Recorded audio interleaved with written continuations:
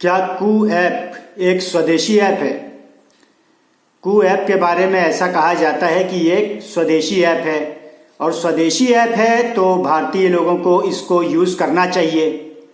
तो क्या ये वास्तव में एक स्वदेशी ऐप है? तो स्वदेशी हम किसे कहेंगे? जिसकी मिल्कियत स्वदेशी लोगों के पास हो। तो कू ऐप की स्वदेशी मिल्कियत जिस तरह से समझा जा रहा है नहीं, क्योंकि हर एक स्टार्टअप जो इंडिया में चलता है, कू ने भी स्टार्टअप फंडिंग ली है तो एक स्टार्टअप के तरीके से ही ली है और स्टार्टअप चलता है फंडिंग से। फंडिंग करते हैं देशी एवं विदेशी फाइनेंसर्स, ऐसे इन्वेस्टमेंट फंड्स होते हैं। अब टाइगर ग्लोबल जैसा इन्वेस्टमेंट फंड और अगर बहुत सारे इंडिया के भी फंड्स हैं, इंडियन नाम आप देखेंगे तो ऐसा नहीं है कि अगर कोई फंड इंडियन बना हो तो वो सिर्फ इंडियन का ही है, उसके पास भी पैसे कहाँ से आए। अब जैसे सीरम इंस्टीट्यूट आधार पूनावाला का है तो इतनी वैक्सीन बनाने के लिए उसके पास पैसे कहाँ से आए? आप तो कहेंगे स्वदेशी वैक्सीन है, कहा भी जा रहा था, लेकिन वो पैसे आए बिल गेट्स से। तो सेम चीज यहां पे भी लागू होती है। कू ऐप के पास पैसे विदेश से ही आए हैं। तो इस तरह फिर जो है, अगर हम इसी तरह से मान लें तो ट्विटर के साथ क्या प्रॉब्लम है? क्या ट्विटर विदेशी है? वो मस्क का है तो मस्क का भी नहीं है, इंडियन नहीं है, अमेरिकन भी नहीं है, वो तो कतर द्वारा फंडेड है, उसकी फंडिंग कतर से हुई है तो वो तो कतरी है, तो फिर तो वो अमेरिकन भी नहीं है, तो अमेरिकन भी उसे स्वदेशी नहीं बोलेगा। अगर कोई बोलेगा स्वदेशी उसे तो कतरी बोलेगा उसे स्वदेशी। तो इस तरह से अगर हम देखें तो स्वदेशी ये ऐप नहीं है, लेकिन इसमें एक दुख की बात है। खैर जो भी हो, स्वदेशी या विदेशी, पर एक दुख की बात जरूर है कि इसने जो ये काम किया कि ये बाबाओं के पास गया।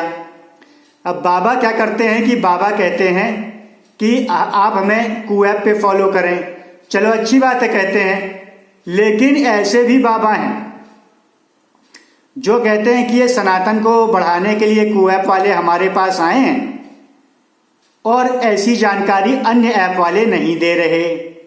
बेशर्मी से एक बाबा जो धर्म को बेचता है कि कोई अपनी फंडिंग कहीं से उठा के उनके पास प्रचार के लिए आया है, तो अब अपने लोगों को, अपने नहीं, जिनको वो छल रहा है उन लोगों को ये कह रहा है कि सनातन को आगे बढ़ाने ये आए हैं।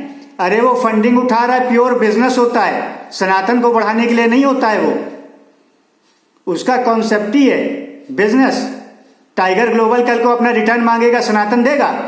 वो कहेगा सनातन को यूज करके, अब्यूज करके हम अपना फायदा निकालें। ये बेशरम बाबे ये इतने घटिया काम करते हैं पॉलिटिशियंस की तरह से, जैसे धर्म का नाम लेकर अपना सत्ता हथिया लेते हैं और धर्म का सिर्फ और सिर्फ नाश मारते हैं। धर्म के लिए इन्होंने कोई भला नहीं किया।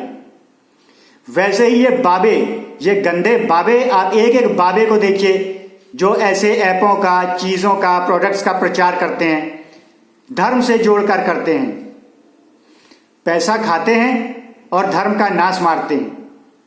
क्या इन बाबाओं को शर्म नहीं आनी चाहिए? और क्या हम लोगों को स्वदेशी के नाम पे फंसना चाहिए? क्या ये वास्तव में स्वदेशी चीजें होती हैं?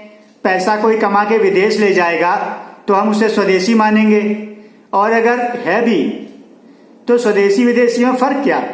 विदेश में भी तो भारतीय काम करके पैसा कमा के लाते हैं। तो स्वदेशी के नाम पे फंसे नहीं, क्योंकि स्वदेशी मतलब बाबों की गंदी कमाई और विदेशियों को प्रॉफिट पहुंचाई। इसलिए सतर्क रहें, जागरूक रहें। इस वीडियो को ज्यादा से ज्यादा शेयर करें कि सही जानकारी सही तरीके से आपके पास आती रहे, बाकी फर्जी वाले लोग पीछे छूट जाएं।